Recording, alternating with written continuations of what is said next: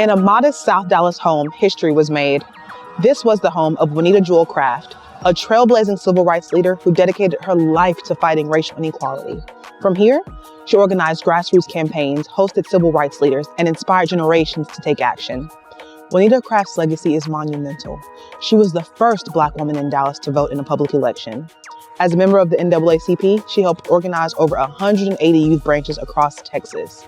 Craft played a pivotal role in desegregating the state fair, restaurants, and public schools, including the University of Texas. Her unwavering dedication to grassroots organizing also made her a mentor to future leaders, including President Lyndon Baines Johnson and civil rights activist Martin Luther King Jr.